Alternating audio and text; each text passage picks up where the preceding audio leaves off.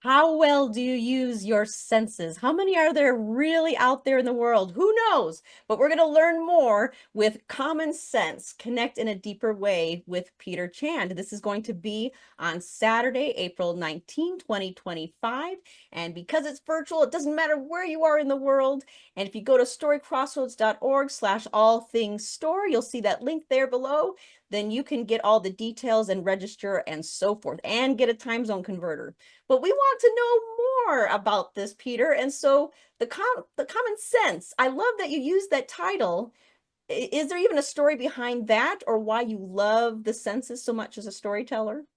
Yeah, I think personally, because I'm from an Indian background, it's like we are crazy about food, and I think food is one of those things that engages all the senses, you know. So a lot of my stories, right from when I started 25 years ago or something like that, people always say to me, "Your stories make me hungry," and that's a compliment, I think, because it's food is life, you know. In our culture, when there's a wedding, we eat. When there's a celebration, we eat. When there's a particular traditional festival, we eat. When there's funeral, the food changes at funerals. So all our sort of existence and daily interactions are connected with food, and that inevitably sort of brings out the senses as well. So we eat with our eyes, as they say, and so it's all there: the smells, the taste, the textures, the sounds of something crunching. It's hard to sort of be close to somebody, close proximity to somebody who's biting into a crunchy, fresh, crisp apple and not taste it. When you hear them crunching, and it's just a visceral thing that makes us all human, or the sound or the smell rather of bread baking. That's a universal thing. So yeah, it's culturally, it's plus I love food anyway. I think regardless of where I come from, I think I would have loved food, but culturally, it's hugely integrated into our stories and into our culture as well. And I'm always fascinated as well, Rachel, about the connection between deep-rooted memories and our senses as well. And on the workshop, we'll be discussing and exploring some of this, and hopefully by tapping into those deep areas that are, like I said, primeval almost. Hopefully that will enhance our storytelling as well, and we can include that in our presentations, in our talks, in our lectures, in our writing as well. It can transfer into writing in such a strong way as well. So yes, the senses are everywhere and are part of us so deeply, I think. Well, it's interesting that you talked about deep-rooted memory because I guess I never really thought about it, though I think it's obvious now that the senses would connect to memory, to recall, to retention, to be able to preserve what we're doing. So what are your feelings about the connection, a little bit more about memory and senses?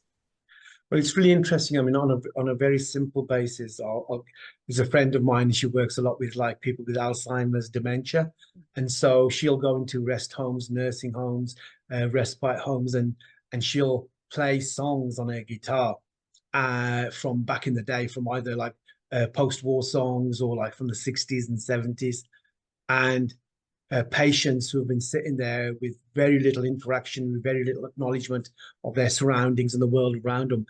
Just sometimes you just see a toe tapping like this, and the staff there will say, this person never moves, this person never says anything, or you'll see a little smile or a little sort of grin appear as recognition comes from a place that is, who knows where those memories are locked, and that's on a very simple basis, is how the senses, how music or tracks or songs, and all of us, I mean, when you think about it, all of us have tracks, music tracks throughout our life that are like milestones in our lives. They're so intrinsically connected with a piece of music, a song, or a line in a song.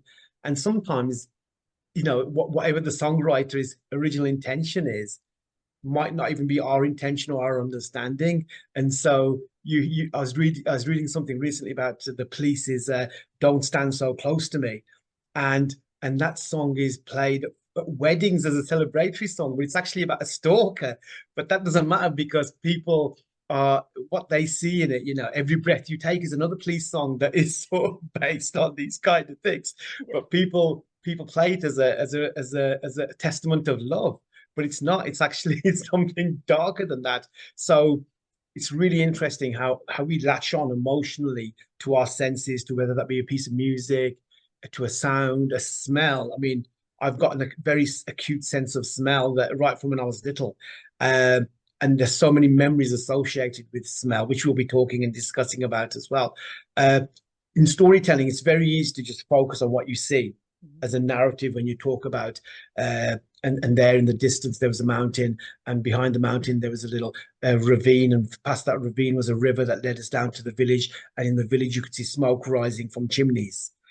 That is evocative enough, but when you start talking about the sound underground, of either on your under your feet or under horses' hooves, and you start talking about the smell of wood, fire, smoke is different to coal fire, smoke is different to old peat that's being burnt.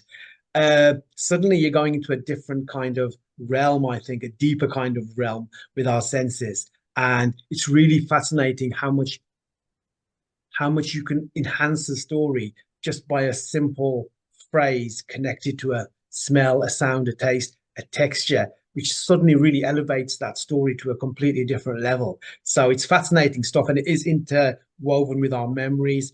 And if it means something to us, then there's a fair chance that when we're sharing that in a story or a presentation or in a written tale, it will also connect with others in a deep way as well, because it means something to us, you know? Well, definitely. And it feels like, just even in this conversation, it feels like there's superficial storytelling and then there's that deeper connection. That's what we're trying to go for. So whether you have been around a while in storytelling, whether you are new, I think there's times that we've all maybe headed towards that more like barely gone deep Yeah. level.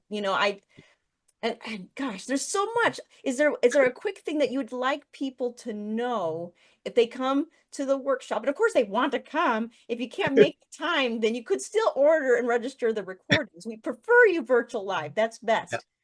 But is there something you would encourage them to maybe be prepared with before coming in? Yeah, I think what would be a really useful thing is to think about our senses, you know? So wherever you are watching this interview now, whether you're outdoors, whether you're inside, which room you're in, just be aware of your surroundings. So where I am now, I can sort of feel it's quite chilly here. The sun's going down now because it's like the sort of early evening now in England, and I can already feel like the warmth of the day, because we've actually had a really warm day here in England, believe it or not. So I can feel the temperature dropping. I can feel the air just chilling around me. I can feel the seat I'm sitting on. My feet are on the carpet. I can still sort of smell a bit of the cooking that I did earlier, and I can hear the sort of birds kind of settling down for the night, just sort of getting ready to sort of wrap their heads and their wings over their heads. And so just be aware of wherever you're listening to this recording or watching this recording, just be aware of the sounds, the smells. I can touch the tablecloth here now where my laptop is sitting, and I can feel the texture of this beautiful tablecloth that's from India. So just be aware. It's all about awareness, really. So prepare yourself by just being aware of your surroundings. And um, you know, when people talk about being mindful, that's a very trendy phrase of the last 5 or 6 years. Mindfulness. You know, when you watch children playing, if you've ever seen children having a tea party, Hmm. those children are a perfect example of mindfulness. And that's what I'm trying to sort of get at. So when you see them there pouring each other tea and sipping it, would you like a piece of cake? As oh, that's delicious. That's complete mindfulness. They're not thinking about what happened at school that day. They're not thinking about what's for tea that night. They're not thinking about, am I going to have my uniform ironed and ready? They are completely in the moment. That's a perfect example, the best example of mindfulness. So that's what I'm trying to get at, really. If we can get that, even an iota of a child playing into our storytelling by engaging our senses, then that's going to improve our storytelling. Oh, this will be wonderful. So everyone be aware, be alert, be mindful. This is happening on Saturday, April 19, 2025. And if you go to storycrossroads.org/all things story, you can find the time zone converter and just join us. It's going to be fun. Virtual Live's the best, so please do it that way. And until we tell again.